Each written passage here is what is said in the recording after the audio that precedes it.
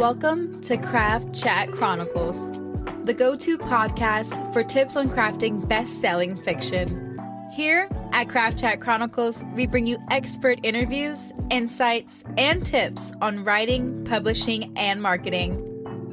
Join the conversation and embark on a new chapter in your writing journey.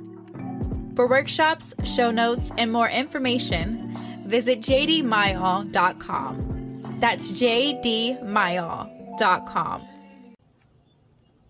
In today's episode of Craft Chat Chronicles, we'll be going on another writer's journey with some dear friends. Enjoy! Hey everybody, welcome back to another episode of A Writer's Journey. Today, we are going to be talking about writer's block and some tips to help you bust through that. So just to give you a little idea of what writer's block is, if maybe you've been experiencing it and not realizing it. So writer's block is basically feeling stuck while you're writing and not knowing how to move forward. And it's not necessarily based on your skill set or even the limited time that you might have to write. A lot of times it has to do with people who have self-doubt or anxiety. They feel they're not good enough. Hello, imposter syndrome, those sorts of things. But there are some ways to work around it. And so today, myself, Jay Marie, and my co-host will talk about our experiences with writer's block. And then later on, we'll give you some tips that work for us and might work for you. So let's start with you, JD. What are your experiences in your early writing career with writer's block and now, some time later? I haven't really experienced writer's block as much now. Early in my career, I experienced it a lot more. A lot of times for me, it happened when a story wasn't working. And like I'd be like writing, and then I get to this point where I just can't get the story to come out. And then in a lot of times, like if I took time from it, if I went for a walk or did something and just thought about it, processed it mentally, a lot of times I could figure out, okay, I'm stuck because the story's broken. You know what I mean? I'm stuck because I made a wrong turn somewhere. When I first started working on the book, Heart's Gambit, that's going to be coming out, I had a different type of writer's block. I had anxiety and imposter syndrome based writer's block, because it was like writing is something I love. It's something I've been doing for years, and it's a goal that I've had forever. But when I was writing with the knowledge that a real editor was going to see it, all of a sudden it was like, oh shit. The panic set in. Is it going to be good enough? Am I good enough? And then all that self-doubt kind of like stalled me for a little bit, and I just had to write through it. And today, I don't run into writer's block as much as I run into having trouble tearing myself away from something.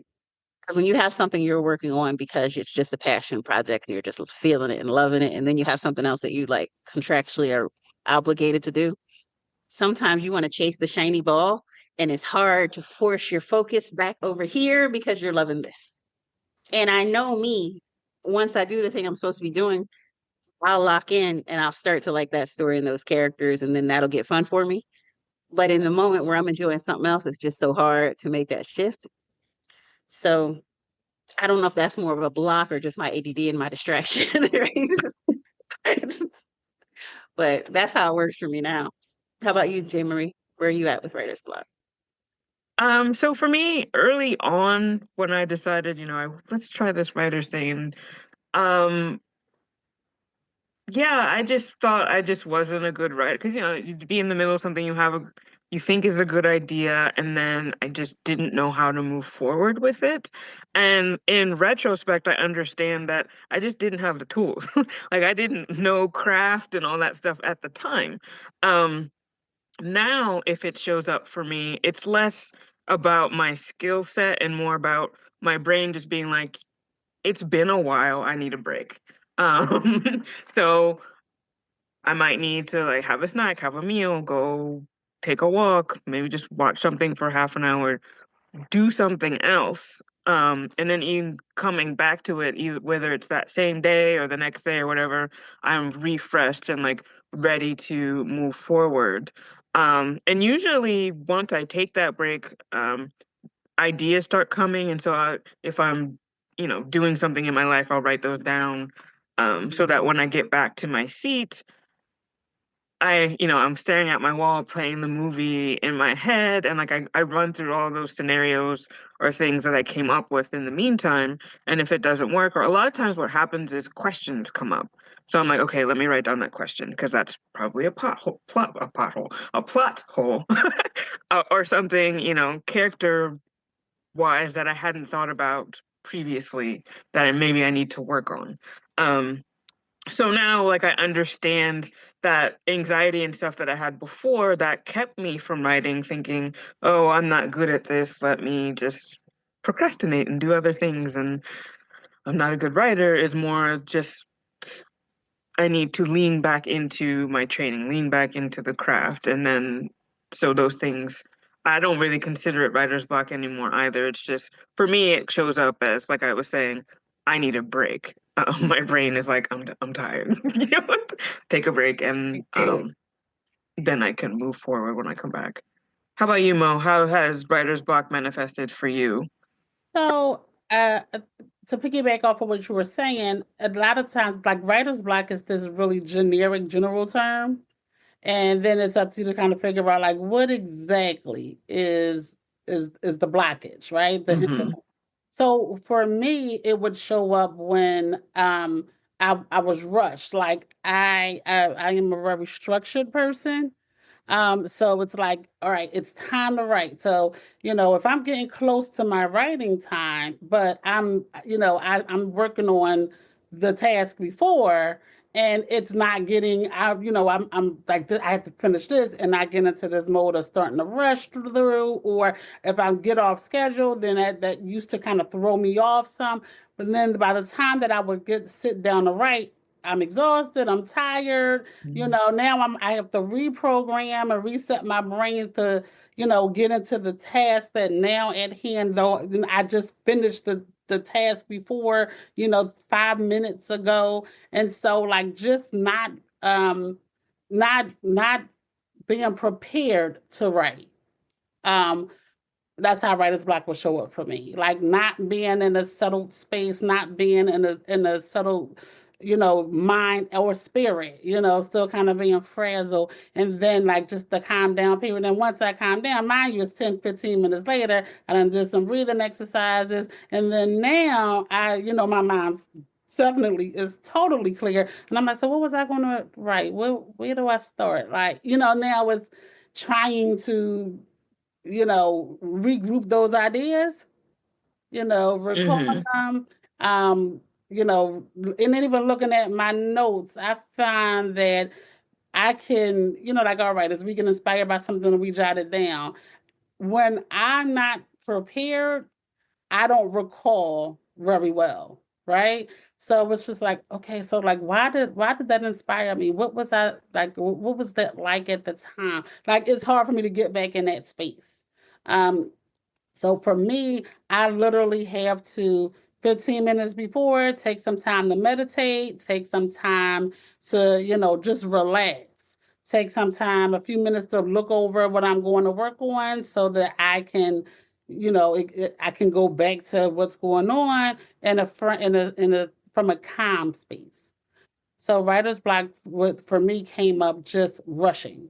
When I was rushing, when I was trying to get everything done, when I was just frazzled. Yeah, that's an interesting point, how just life is lifing, and that can kind of get in the way of the writing process, especially if you're someone like me. Like I work full time, so I have to have those set times where I'm writing. And a lot of times, especially during the week, it's not really my best time of day to write. I'm usually at work during that time, which is really annoying. But one of these days, one of these days. Um, so I'm actually going to steal that from you. The meditation thing is actually good, to like take some time at the beginning of that of my writing time and just like relax. Chill, get into the maybe turn on some music, get into the mood a little bit more instead of just trying to like, okay, it's time now. Like where are my notes? Yeah, that's a good one. I think like setting achievable goals could help too. Because you can't, whether or not you feel blocked, you don't want to let the imposter syndrome, the anxiety, or just whatever it is that's causing your block to stop you. So after you take the break that you need and you do your meditating, you listen to music or whatever you got to do to get your head back in the game, I think if you set a goal, like let's say I'll stop at 500 words or 200 words or whatever your goal is for that day and just write something. Because even if it's not your best, if you're a good writer, whatever you have, you can edit and you can improve later. You know what I'm saying? So it doesn't have to be flawless on the first draft. It's okay to embrace mediocrity and accept that today's work is not my best work. But tomorrow, when I'm feeling better and I'm past whatever this mental block is, I can go back and I can fix it and I can make it better and I can improve it, but I can't improve nothing. So you can't like let it stop you from moving forward. And like you, Jeanette, like I work full time, and I'm a teacher, and I always say, oh well, during my lunch break, I'll get some writing in, but no, during my lunch break, I want to meditate, right? I need to meditate during my lunch break. So it realistically, again, like it's really kind of difficult when you're working full time. You don't want to let that time that you set aside go. Right. Right. Yeah. So for me, what I've learned to do is, I prioritize what's important. Like, what do I actually have to get done today? And I try to keep that to no more than three things. So then it gives me a great deal of space in between so that instead of trying to get everything done, and even if I've accomplished everything on my list, I'm not going to be like, okay, well, because what I do is I'm like, Monday I'll do these three things. Tuesday I'll do this thing here. Like, I gotta know what I have to do for the week. If I finish for Monday and I still got a lot of time remaining, between the time, I allot for writing, I'm not going to start on Tuesday's work. And that was hard for me because it's like, well, I want to get this done, knock it out, and then I have more time on the tail end. Nope, I rather like still keep the schedule, still be able to go into it with a space, but I don't overschedule. And I don't do more than what I schedule out to do. If it's only three things and I do those, I'm done my to do for that day. Yeah, that's something And I that's had to learn too, is setting some type of goal for that writing session. Because I used to just like sit down and write, and be it an hour, 4 hours, whatever. I'm just writing, writing, writing. Because the goal is to do this project, finish this project. But then I would like tire myself out, and maybe a couple of days would go by or a week would go by that I didn't write because I'm tired of whatever. Um, and so it would keep me from moving forward and out, in addition to the anxiety and all that, learning to just set the smaller goals, take little pieces at a time. You're still moving forward, and I'm not over like making my self-doubt and anxiety increase because I'm trying to do too much. So yes, so setting achievable goals is a great tip as well. um so I'm seeing, so let me run this down for our listeners. So right now we've got setting achievable goals, self-care, so meditation, make sure you're eating, taking care of yourself.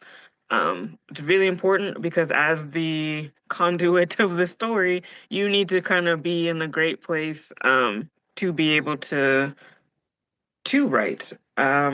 Structure is really important, Mo. That's a good one.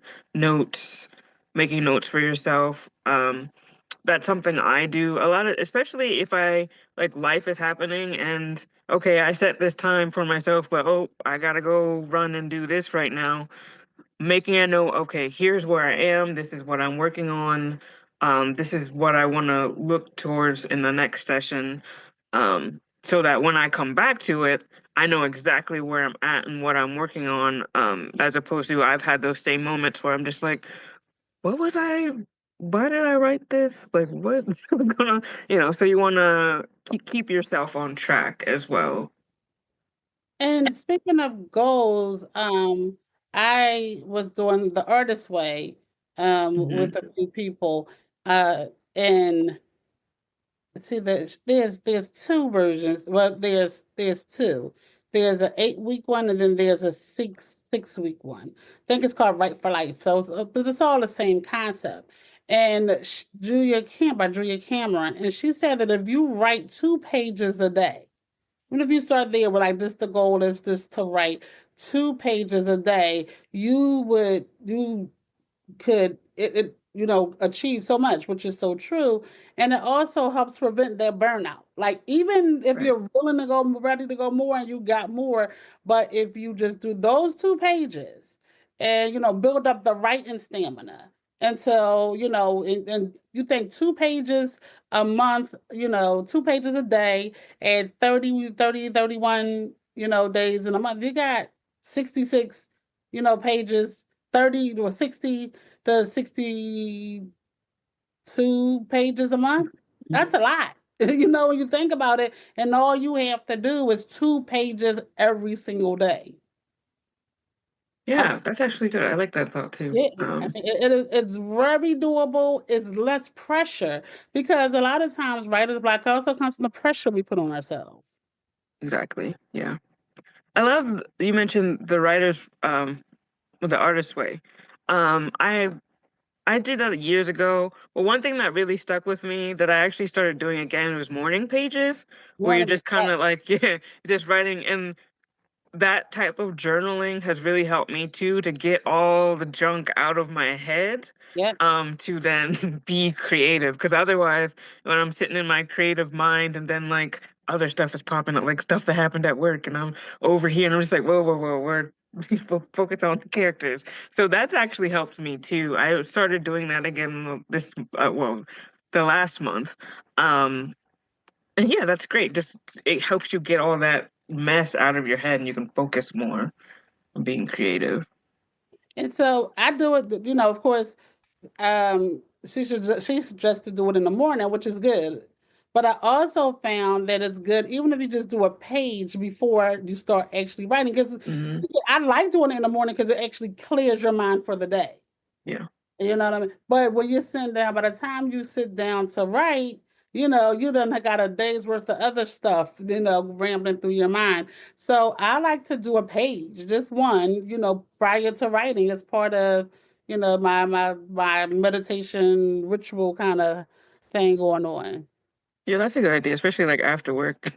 Right. It's like, oh, this person's getting on my nerves, and like, oh, that's out. Yeah. Spit it out, spit it Yeah. out.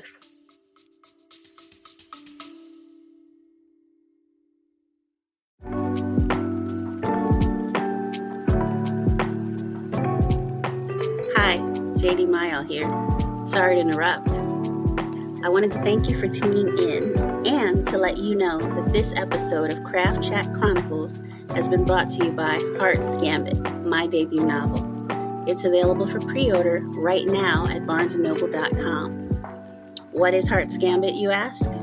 It's about 2 time-traveling families, one cursed magical duel, and the pair of star-crossed lovers who might break the cycle if they don't break each other first. If you love the time travel romance of Outlander and the lush, haunting magic of the night circus, this is the book for you. Pre-order Heart's Gambit today at barnesandnobles.com and grab your copy when it hits shelves on February 3rd, 2026, wherever books are sold. Again, pre-order Heart's Gambit today at barnesandnoble.com and grab a copy when it hits store shelves on February 3rd, 2026. And while you're at it, don't forget to buy a copy of today's guest book and support their projects as well. Support authors, support bold stories. Now, back to Craft Chat Chronicles. Let's get chatty.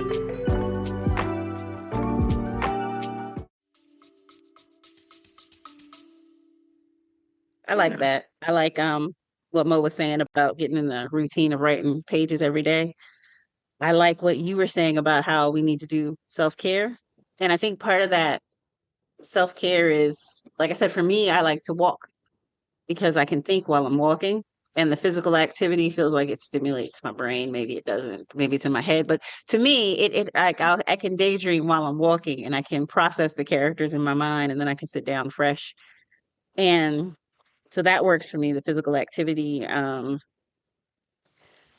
Sometimes changing the dialogue in your head. If my head is like, oh, I'm overwhelmed. Oh, people are going to see this. Oh, I'm not going to be good enough to change that to change that tape. Change it to I'm about to wow them. I'm gonna put my foot in this. They're gonna look at this and they're gonna be so impressed. And you know what I mean? Just try to change the dialogue you say to yourself. Give yourself a little pep talk, and then like I don't know. Sometimes when I'm in a really bad place with my writing, I'll like do free writing. Like I know because I'm an outliner, I'm a little bit of a plotter pantser. So I know what I want to do, even though a lot of times the characters will deviate. But I know basically what I want to do. So if I'm really, really stuck, sometimes I'll just start writing and I won't stop to focus on the grammar or the spelling or this, that, and the third. And I'll just try to get it out and then I can go back and fix it. But I feel like if I don't get it out, then it's hard to get past whatever's stopping me. I don't know. Yeah, That's because like you're judging whatever it is that you're thinking of, right. and like as a creative person in general, you have to shut that away and Right. just do the thing, and then especially as writers, you come back as the editor later, Yeah. You and fix it. then you can look at it and be like, oh, okay, so let's tune this up a bit, and Mhm. Yep, yep, yep. Yeah, I had a writing teacher who was always like, especially when you're doing a first draft, he'd be like, lock the editor in the closet Mhm. and just write. And that's something I also heard of, just how to get through a writer's block is just write. Um, Mhm. it's not good, it's not good, whatever. Just keep going, and just like you were saying, you can always go back to fix it. Um, if you're a newer writer and don't know how to fix it, this is why we have your beta readers or your teacher or whoever in your community, other writers, to give you some notes and tips and how you could potentially move forward.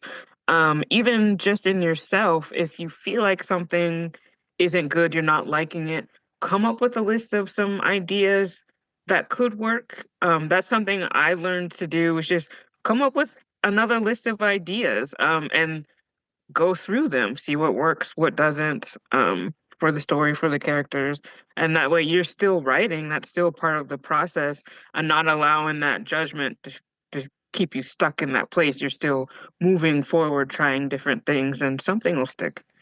So, And I think one of my favorite books, it's not technically a craft book, but I guess it could be. But one of my favorite books on writing is oh God, Anne Lamott. I want to say Bird by Bird. I don't know why I think that, but I think that is it, Bird by Bird. And she talks about the shitty first draft. And I think, when you're sitting down to write, the expectation should be, because you're going with the expectation that this is going to not be the greatest. It's going to be bad, right? And so I think again it comes about taking that kind of pressure off and not worrying about it, because first of all, it's not as bad. It's not bad in the sense like, oh my God, this is like, we don't know the craft. It's just like, yo, you're going to find holes and they're going to be gaps and they're going to be, you know, plots that, once when we finish, we're like, wow, that's not really working.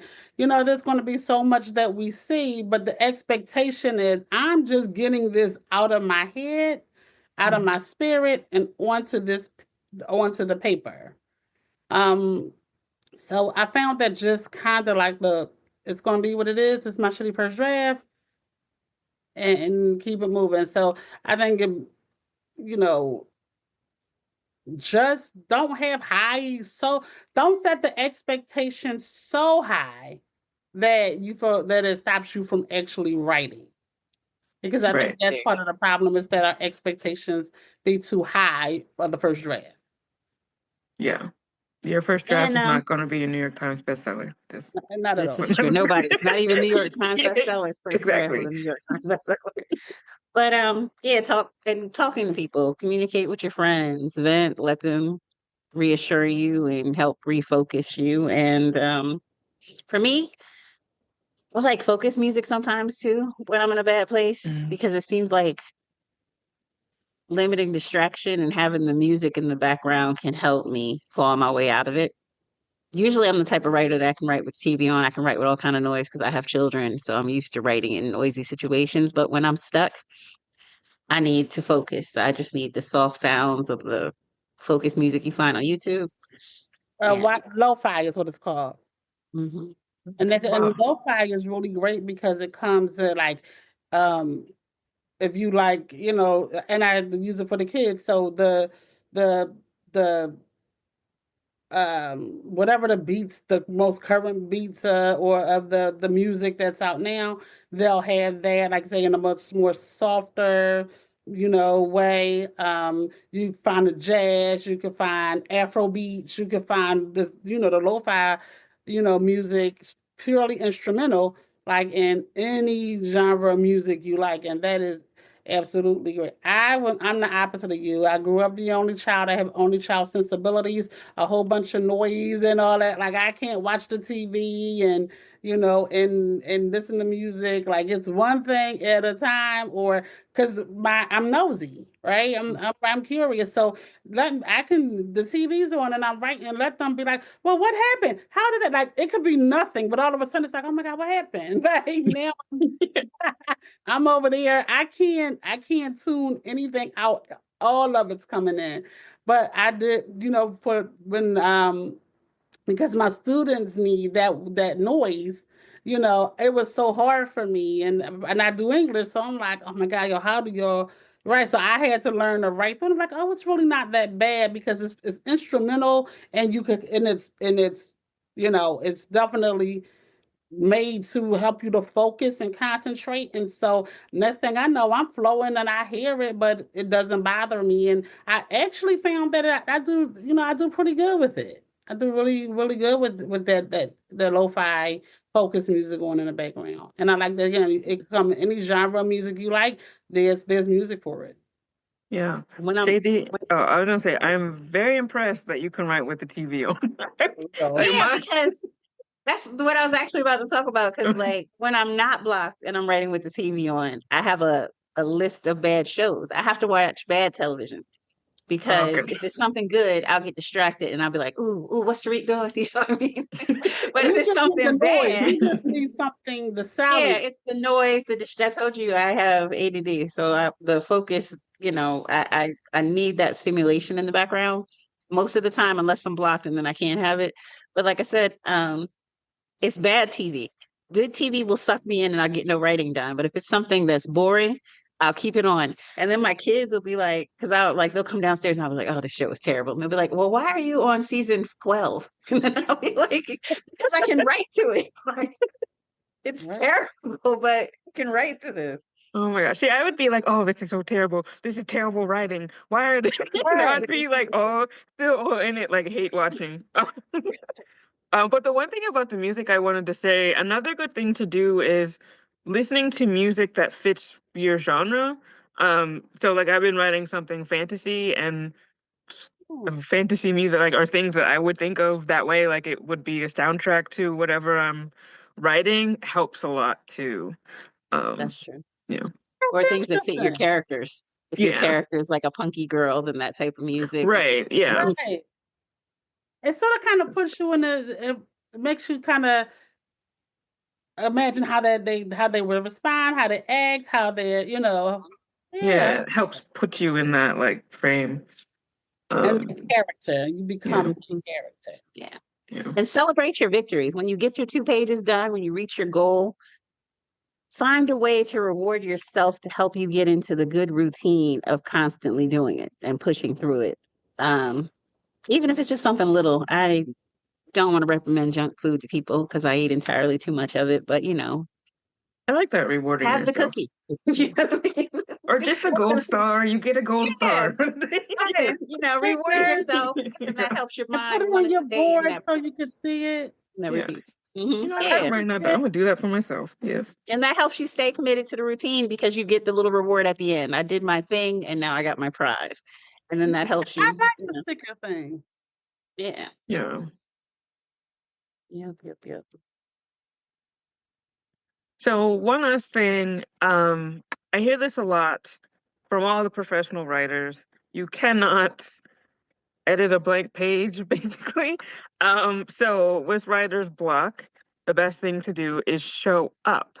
So the next thing I wanted to talk about is what is like, I don't like the word perfect, but like, what's the best schedule for you all? What have you found works best for you throughout the week in terms of getting that writing time in?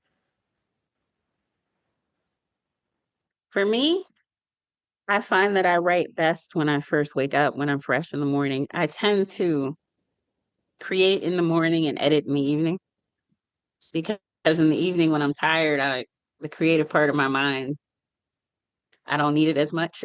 Well, you know what I mean? Well, I won't say I don't need it as much. It seems like I'm much better at generating ideas when I first wake up and when I'm fresh. But in the evening, that's when I'll like do more of the editing or like even editing videos or something. You know what I mean? Find some Mhm. other skill that doesn't require me to just come up with stuff. What about you, Mo? I don't think I found it yet. That's fair. Because the reason is because even with the schedule, I'm getting better. Like I said, I had to first narrow my to-do down to 3 things because there's always something that needs to be done, some kind of responsibility. All of a sudden, someone's like, "Oh, Mo, I need you to do this, or we need to do this," or so I narrowed it down to 3 things, but I always thought that I was a morning person because I got up early. But I got up early because that was just the way I was raised, right? So I was on a schedule, to go to bed at a certain time when I was young. I actually didn't like to hang out a lot, as a young adult. So I never was the type like, oh, every Friday we're at the party, Friday, Saturday at the club. So I pretty much always had a routine that I would sleep between 10 and 11 o'clock, like all of my life. And so because I go to sleep 10, 11, I'm up, 5 because I got to think for, not having a rush and being on time. But then when I went when I was in the program at Drexel and I had to write more, and I had to write after work. And at that time, I was a paralegal, and so I always was bringing work home with me. I found myself plenty of times having to start to write at, 11, 12. The crazy part about it, like about 11-ish, 10 or 11, especially if I was up to, like this paper is due, my packet exchange is due. But I was energized. But like once I started and got into it, like I'm like, oh my God, this works. And it's 3, 4, 5 o'clock. And I'm like, oh my God, I've been up all night and I'm not even tired, but then I gotta get up an hour and I take a little, sleep. And I actually found that that's the space I like to write in. But I can't, my life doesn't allow that. So my ideal space of writing my life doesn't allow.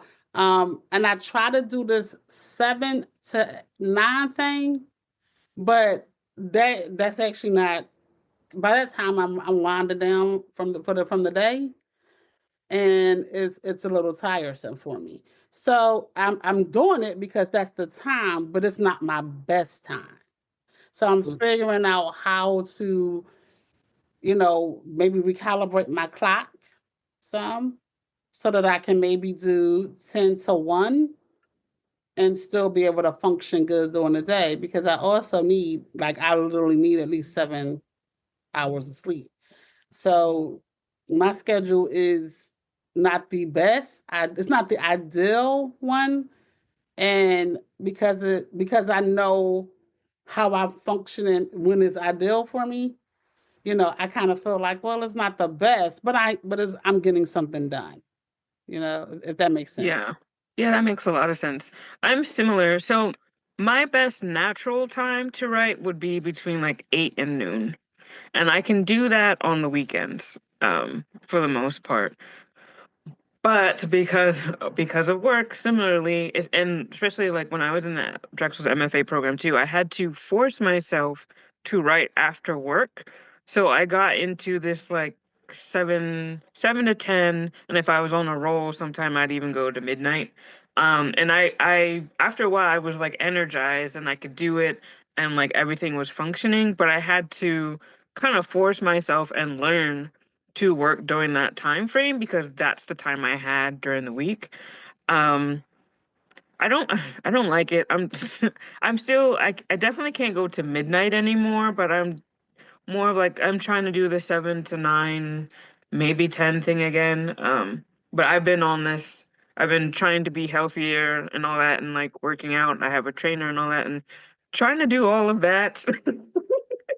And fit in time with writing and life. I'm like, there's not enough time in the day. And then they're like, you got to get between 7 and 9 hours of sleep. I'm like, how am I doing all of this? So I'm figuring it out too. Um, but yeah, those are my times. Like on the weekends, within like an hour and a half of waking up, and then during the week, I've learned to just try and have to do it in the evenings. Yeah, so it's not bad. It's not my favorite thing. One day it'll be my full-time job and I can write when I want to write. And I Yeah. also recognize too, like during the day, because I tried to do it in the when I would get up, that's how I get up early, I can do this. But I realized I'm actually not up Mm, until about 10. right. Like I'm physically up at 5. But like when I feel like I'm ready and my brain is alert and working, moving at its peak, its best, it's about 10 o'clock. But of Mhm. course, I'm third period at that time, so Right. Yeah. I've done that before. I used to get up like 5 in the morning to write before work. I don't get up quite that early now. I do try to do some writing before work. When I was at Drexel, though, I was an assistant manager at a hotel and I was writing at work. I would take my laptop with me, and especially like if I had to do the evenings or the overnights, the guests are all asleep. So when they were asleep and the work was done, I would be on my laptop going and getting all kind of stuff done. And it was night, all kind of weird hours of the night and stuff like that. And I got like a whole manuscript at that job. Nice. If you can do it, hey, that's nice. Yeah. Yep. note to self, maybe I need to go look for a night shift job as an assistant manager at a hotel. Maybe you said middle of the night. That Right. seems to be yeah. Hey, that's my And then time. at one point, after like 2 years of that, they did finally say something to me about it. Like, why are you always on the laptop at night? Da, da, da, da. And they didn't tell me to stop, but they questioned it. So then I was like, okay, well, maybe this is becoming a problem. So then I would go into an empty room that hadn't been rented and put my laptop in there. And then I would grab like a sponge, sponge and a spray bottle, and I'd walk Let's and Like sit in you there were and type. I'd have the phone with me and the little sign up saying call for service because the guests are asleep. We're talking 3, 4 in the morning. Nobody's there. You know what I mean? Everybody's exactly. asleep. Mhm. And then I put Listen, the little sign up saying call for service. And then I like periodically walk back and forth and check the desk. And I'd be chilling in the room with the TV on doing my writing and just back and forth, back and forth. like if you ever get in a position like that again, legal pads work. You're There not you on go. Yeah. your hand writing it out. I love that. But I That's mean, the so work funny. was done. So they shouldn't have had complaints. The work was done. People are asleep. There's nothing going on, you know? It's not look, you could have been working, could have been asleep. You could have been up in the room. Yeah. And a lot of employees did that. Be Hey, clear. Like a lot of the overnight staff would be knocked out. I can And half the imagine. time the stuff don't even be all the way done.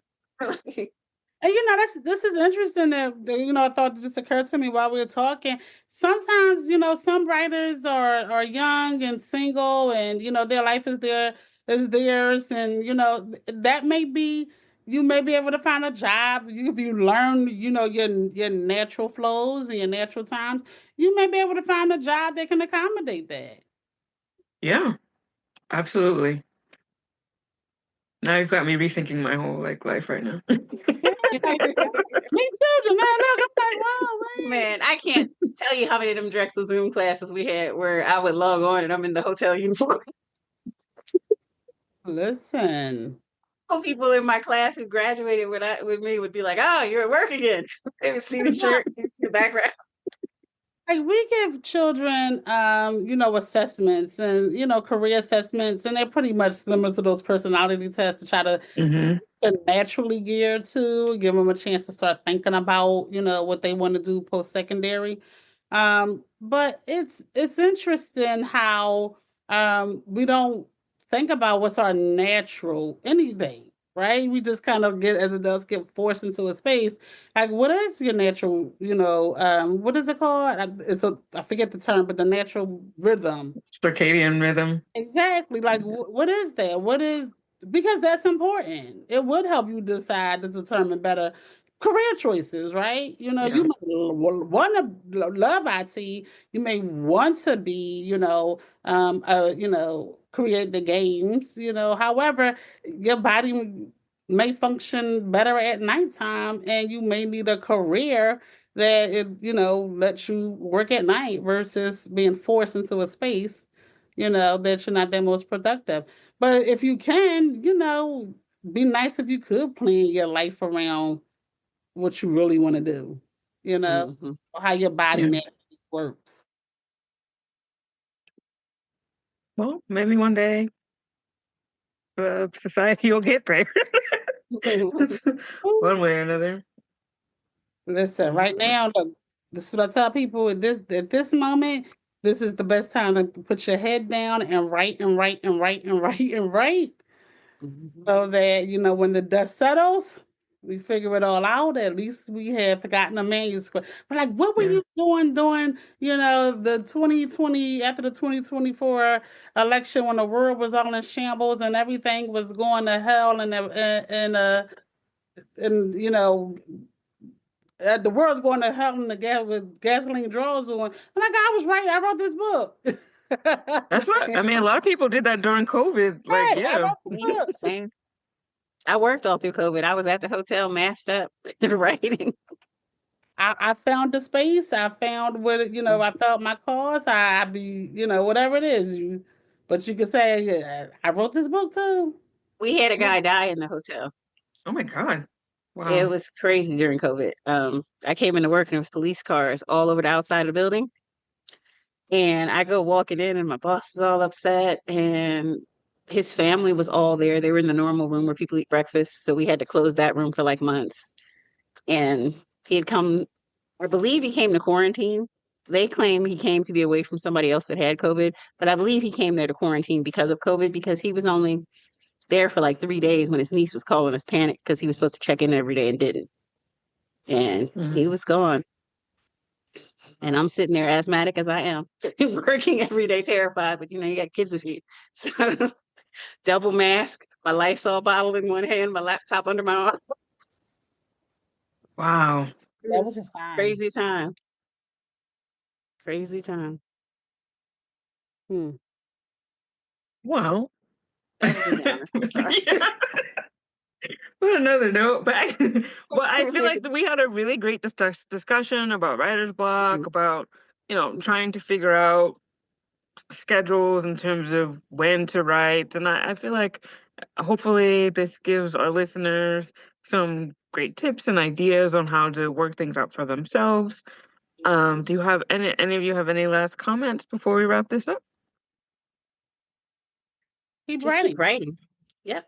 Exactly. Keep writing, everybody. Thank you for joining us, and we'll see you again on our next episode of A Writer's Journey.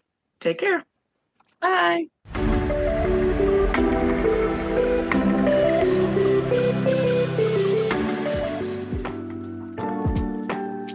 That wraps up today's Craft Chat Chronicles with JD Mayo. Thanks for joining us.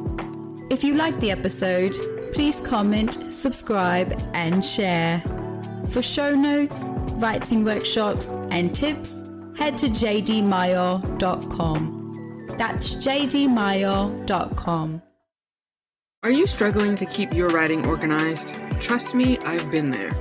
I want to introduce you to Scrivener, the ultimate program for all writers.